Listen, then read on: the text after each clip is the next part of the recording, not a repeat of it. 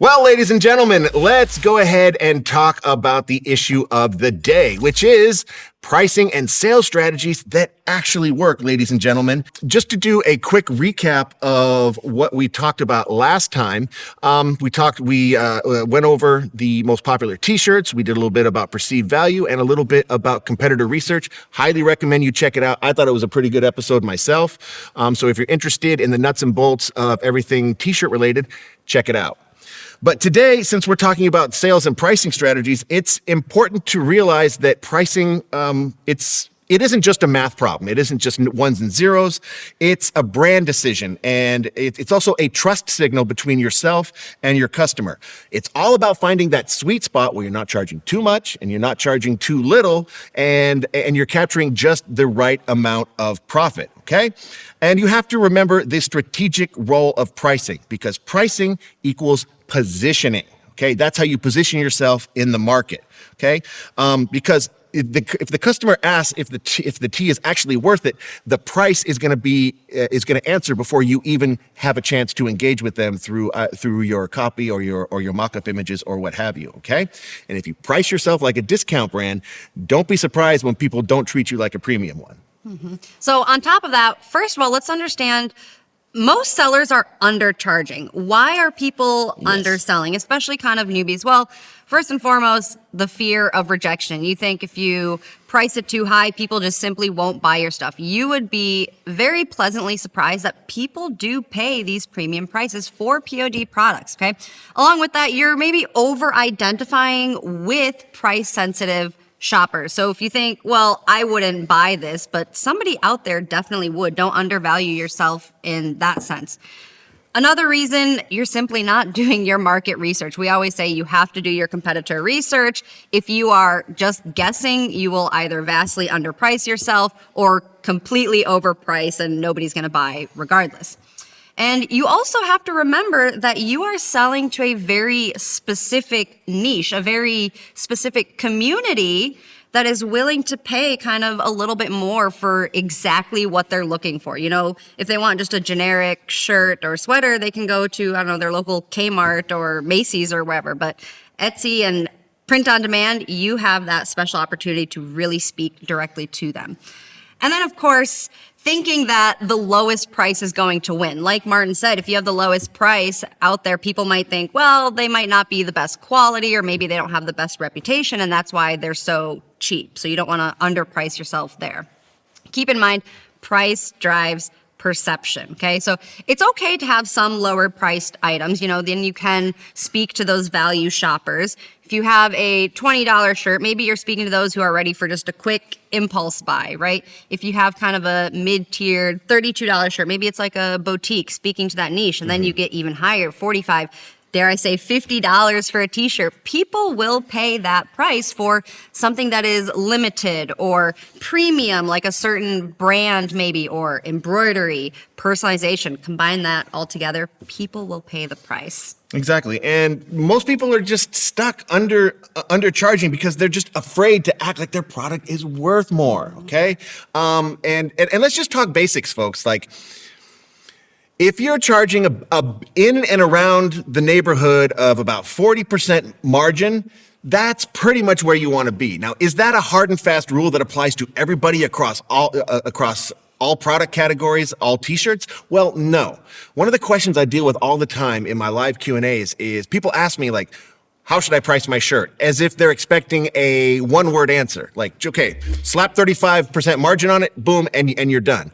I wish it was that easy, because there's so much nuance that goes into it. Who are you selling to? How much disposable income do they have? How competitive is your niche? What are your costs? Things like that all have to be factored in, okay? And we're gonna explore a little bit of the pricing strategies here in today's discussion. But if you combine a at and around 40% markup with a little bit of competitor research, so you're benchmarking and kind of finding what people in your sphere are willing to pay, that is a great starting point, okay? Wonderful. So how do you build a smart pricing system? Well, that is a wonderful question, ladies and gentlemen. But first, you have to know what your base costs are. That's super important, okay? Along with that is also the formula for your retail price. Cost plus margin, a little bit of perceived value sprinkled in. That's what your retail price is going to be. But you got to understand those true costs first. And I've got a nice little example for you here. So if you just follow along with me on the screen, what I've done here is I kind of combed through Etsy and decided on a $24.99 price, because I see that's pretty popular, regular, mostly standard price for a t-shirt on Etsy, not undercharging, not overcharging. So I thought it was a good place to start. So what I did was I'm also offering free shipping with this particular order, with this particular product, just to make it a little bit more spicy for our discussion today. And I sourced this through Printify Choice, making my base cost with Printify Premium $7.19, and I'm offering free shipping, so I'm including that in my base cost at $3.99. So I'm all in from Printify at $11.18. Okay. So, but what is Etsy going to charge me every time I make a sale? Well, they're going to charge me the listing fee. That's what they charge me every time I post a new product up for sale, and then after it's sold, they're going to charge me 6.5%, and of $24.99. That comes to $1.62. There's also a payment processing fee of 3% plus 25 cents per sale, and that comes out to $1. So Etsy, out of every sale for $24.99, is going to take $2.82. And so if you do the simple math, that means I get a gross profit every time I sell this shirt for $10.99. That I get to put in my pocket, which gives me a 44% margin. Again, right around the place where you want to be, that 40% margin area. Okay.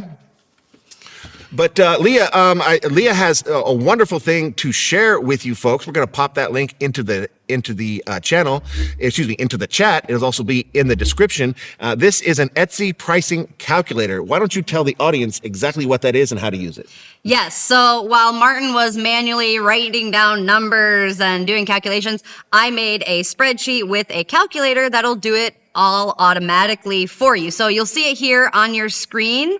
And what this does, it helps you play around and experiment with different retail prices, different discounts, whether you want to offer free shipping or not. And it lets you see how much profit you are making with that retail price or with a certain discount. So how this works, you would open up this link that we shared with you, and you'll actually have to make a copy of the spreadsheet so you can go in and edit the numbers. But all you have to do, and Martin I'll kind of explain Martin through this, but you just have to change the numbers in the bright yellow and bright green boxes.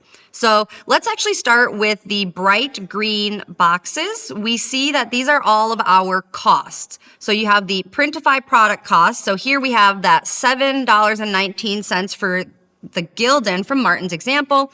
Printify shipping is $3.99, so we'll enter that there. Now, if we want to add a package insert or a gift message, we can insert that 10-cent fee or that 15-cent fee. Now, one thing to keep in mind is this calculator does not account for other costs that you may have, think other marketing costs or any design costs you might have. So keep that in mind as well. Now, we've entered our Printify cost here. Our total Printify cost is $11.28 for this Gildan 5000. Now, if we move up to the bright yellow boxes, now we can play around with the customer shipping, a discount if we want to give that, and the retail price. So Martin said that $24.99 is kind of the average that we see on Etsy. So we've entered $24.99. Okay, let's pretend, and we see that it checks out. At the bottom now, I'm kind of bringing you guys all over the place here. In the darker green, we see that our profit is $10.89, right? We're off 10 cents because we added that insert, but we still have a profit margin of 44%, right? So it checks out with Martin's math. Good job. Thank you. So, okay, moving back up to the yellow boxes. Let's look at the customer discount here. Let's say that I want to experiment giving my customers a 15% discount. We'll simply type in 15% and we'll see that our profit and costs changed, right? So our profit now dropped down a little bit to $7.49 for about a 35% margin, which is still a really good number. And you are giving a 15% discount. Now, okay, let's say we want to go really big and offer them a 50% discount. What happens? Maybe we have a huge flash sale. Okay, 50 cents. So our profit, we actually see we're in the negatives now. We would be paying 42 cents and get a profit margin of minus 3% with this big of a discount. Not good. Not good. Definitely not good. But it helps us really quickly see kind of the range that we could offer for discounts. So we could probably offer a 40% discount if we really want to go big for a quick flash sale and not make much, but it certainly might catch people's attention. Okay, so let's go back in now. If we go to the shipping costs, this is all with free shipping. Let's put that discount back down to 0%, I think, for now, just so we can see. So now if we have the customer pay for shipping, that $3.99, already our profit margin jumped up to 50%. Now we're getting a profit of $14.50 per sale if they're paying shipping. And $3.99 for shipping, I think that's a great cost. I mean, I would pay $3.99 for shipping. So that's the calculator. It lets you quickly, easily experiment with different prices. Now, this isn't just for t-shirts either. You can use this for literally any product. And you'll notice it did calculate all of the Etsy fees automatically in there as well. Now, quickly, let's look at kind of this lighter orange box on the right here.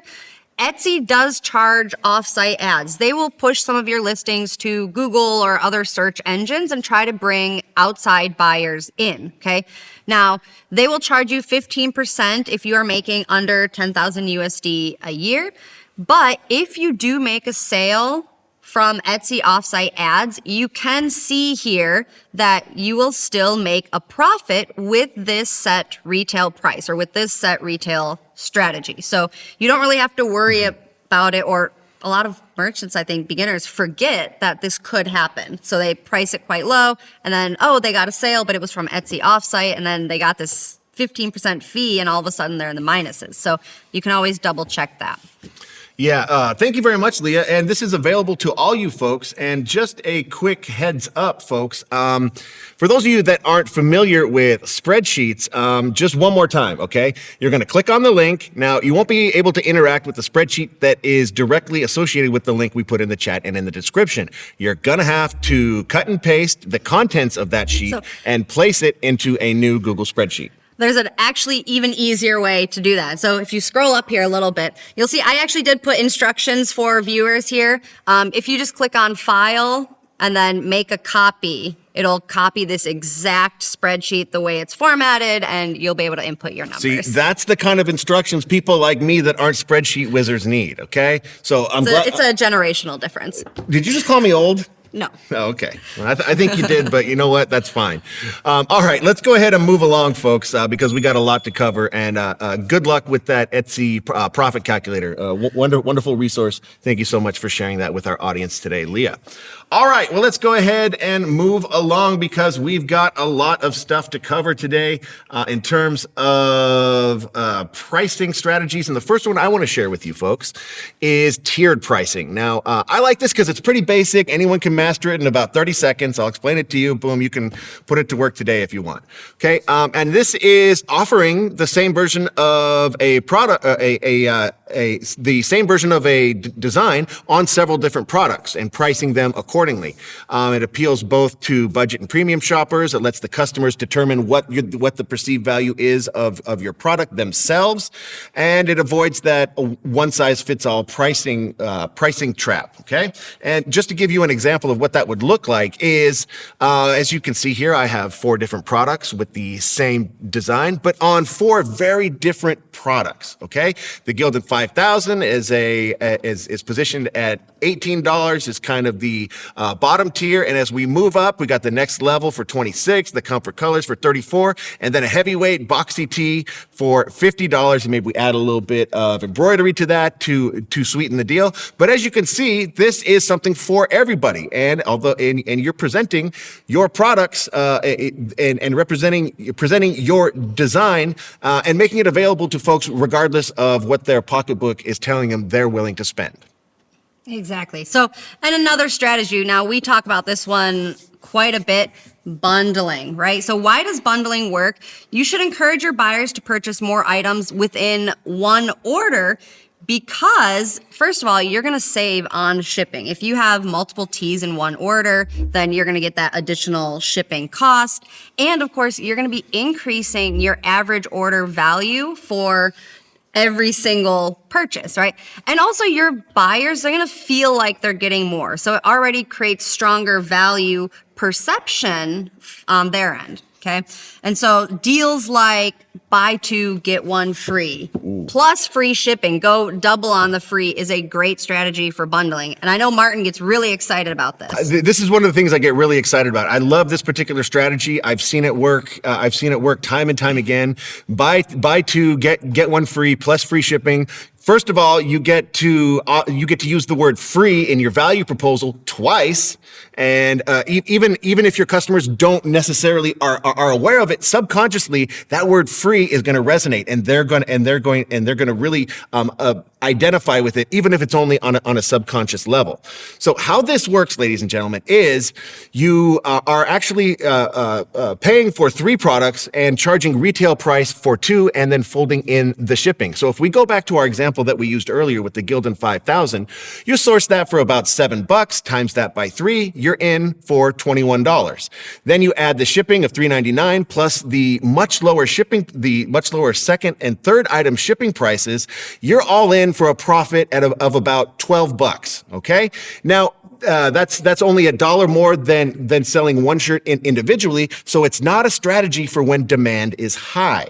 This is what you do to stimulate sales during traditionally low sales season. And you can just come up with your own reason for launching a sale like this. Call it customer appreciation or to celebrate your shop's anniversary, something like that. I used to work with a guy that had would offer really unique designs that you could only find from him, and he had a very rabid fan base. So during times of low demand, he'd send out an email blast. He'd facilitate this through coupon codes and be able to really push the value proposal of free product, free shipping, because he didn't usually offer free shipping, and was able to move a lot of products that he wouldn't otherwise be able to move. Okay. So again, not for high demand seasons, but it's a great reason to stimulate sales when you're not getting any sales traditionally. So something to think about, folks. And now decoy pricing. Now, this is going to sound a little bit similar to what I was saying earlier about tiered pricing, but it's fundamentally different. Okay. Now, in this strategy, first of all, you are basically positioning yourself by showcasing the product that you want to sell. Let's call it, in this case, Bell and Canvas for $28, and you create a product just to look expensive, just to place it near it, so your customer is aware of it as they're shopping, looking at it right next to your $28 product, and its only reason for existing, the only reason you have created it, is to make that $28 product look like more of a value. Now, this is something that retailers do across the retail sphere, whether we're talking about KFC or we're talking about like travel agencies or airlines or things like that. Chances are you've run into this today. And you maybe weren't even aware of it, okay? And sometimes people do it in like they have like a super low cost product that they don't expect to sell, super high cost product that they don't expect to sell, and because they want you to focus in on that middle product and pay a little bit extra for it. And psychologically, this works. Yes. Next time you go to your local KFC, see if you can spot this strategy. Exactly. Okay, next up, now you've definitely seen this strategy. You've probably already done it yourself. Limited time drops and scarcity. So this works because you are creating urgency through limited availability. Now, limited availability, that can be time. Maybe it's only available for a couple days. It can be the quantity of shirts or product that you have, or even just the limited colors that you're offering, okay? So FOMO sells, fear of missing out. People aren't going to act until they actually have to act. So a great example of this, I love this one. Try seasonal drops with comfort colors. For example, they have awesome, amazing colors, but you could try like a seasonal fall collection with the crunchberry or sage or mustard comfort colors and offer those for a limited time only. You can set a countdown timer on Shopify, for example, or say that this color retires on October 15th. So really add that urgency aspect to it. And folks, remember, you're not selling just the shirt. You're selling a story. You're trying to make a connection with your customer. Okay, even if that connection is subconscious. Okay, so putting in resources to up your presentation is going to make you seem like what you are selling is also of a higher value. And I mean by like if you're selling premium products, make sure you have premium mock-ups and things like that, and make sure you have high-class visuals to go along with that, and your messaging is running accordingly. And of course, the sale does not end once you make the sale. You have to keep it going post-purchase as well. Try to upsell a little bit, offer a lower cost, high margin product for the buyer to see after they check out, maybe like a mug that's in the same collection or a hoodie if they want to upgrade a little bit. And this works because your customer has already said yes to your product. They are in buying mode. They're kind of in that mood to maybe add a little bit more. Okay, so for example, maybe someone buys a t-shirt, you could offer them a mug with a similar design or a complimentary hat, and they'll already be likely to add it. Shopify has a lot of good apps for this now. It kind of depends where you're selling. Shopify has the Reconvert app, or Zipify OCU is a good one. Now, Etsy, it's a little bit, they don't have this upsell opportunity, but there's still ways to do that. You can include a branded packaging insert with some sort of offer or discount to bring those customers back into your shop to make that purchase.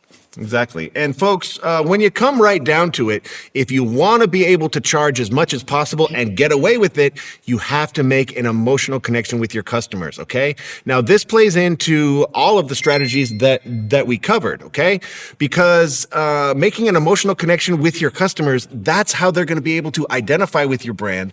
And if the perceived value of your product is high enough, it's going to command that asking price that you are offering that might be, or at least should be, higher than your competition. Okay. So if we look at this holistically, there's a couple things to consider. Okay. You're not selling a 100% cotton unisex tee. It's a soft, lived in tee made for late nights and loud opinions. Okay. You're painting a picture. That's what powerful storytelling is all about. Connect the design to relatable life experiences, emotions, or shared memories. And then, of course, bring that into your actual designs as well. Make them purpose-driven, Choose and create designs that are tied with important themes, whether that's family or friendship or empowerment or maybe even struggles that really kind of connect and target your customers' specific interests. And don't sleep on the lifestyle branding, folks. And all the industry research is going to tell you that pictures of real human beings are going to move more products than static images. Okay, that's not to say you're not going to be able to sell with some highly staged mock-up photos or a nice mock-up photo with a custom background. Just if you look at the big picture, human beings, real people in real situations are going to move the needle a lot more. So show your t-shirts being used in emotionally meaningful contexts, like family gatherings, social occasions, people that are looking like they're having fun. So your customers look at that and they say, oh, wow, if I buy that shirt, I'm going to have fun too. Again, subconsciously, that's the message you're sending. Mm-hmm. And now, of course, the product presentation doesn't go with just the photos, but the entire package and everything, even your packaging, personalize it a little bit with your brand name on there. Add a custom return address, add a branded insert. Branded inserts will take you so far, so much further. And then, of course, even presenting your product, whether it's through size charts or different angles, really highlight the comfort of it, the durability of it, the craftsmanship of a premium product. Exactly. Those package inserts, they're only pennies, folks. And for the emotional return you get for that from your customers, I don't know if there's a better value anywhere in our catalog. Okay. But speaking of an emotional return, building a community around your brand is an excellent way to not only have an audience for when you want to reach out and retarget them with some promotions. It positions you as an industry leader and a place for people to go to find what they need in their particular niche. Okay, but also always follow the 80-20 rule if you're doing blogs or videos or things like that. 80% content is designed for your audience to consume, and 20% is, hey, check out this new drop. I'd like you to buy X, Y, and Z. Mm-hmm. And this next point now, we've beaten this one to death. We had a whole entire episode on it. Personalization. Offer those customized options. It doesn't have to be on all of your products, even 1 or 2 products. Offer customized names, dates. Let the buyer be involved in the whole buying or creation experience with you. And put that on top of embroidery or a premium product or even those limited edition runs, and your value just went way up. Exactly. Want to charge a premium price? Offer a premium service like customization. And then again, there's authentic and engaging marketing, folks. Leverage the emotional content in your advertisements. Use email marketing to nurture ongoing emotional relationships, and deploy retargeting ads to with messaging that reinforces that emotional connection. Mm-hmm. And last but not least, you have to offer exceptional customer experiences. All the way from that very first moment a potential buyer sees your product or your brand, even through post-purchase. So have those branded inserts, hit them again with emails, try to build a loyal customer with amazing service. Yeah, folks, you've heard me say this before. Treat your customer like your crush. Let them know you're interested, but don't come on too strong. Because it's all about building up that perceived value, okay? Price your t-shirts strategically higher to reflect an emotional value, and use clear and engaging emotional language that identifies with your customers. You line all this up in order, you check all these boxes, that's going to be your secret sauce to be able to command a higher price than your competition, get your customers to buy it, and come back for more. All right, wonderful. What a wonderful experience, folks. I really hope you're better off here at the end than you were at the beginning, and you're able to employ some of these strategies. And remember, not every single strategy is going to work for every single merchant, not every single customer type. So it's important to sort of mix and match, do some A/B testing, find out where that sweet spot is for you and your customers, and you'll be right as rain.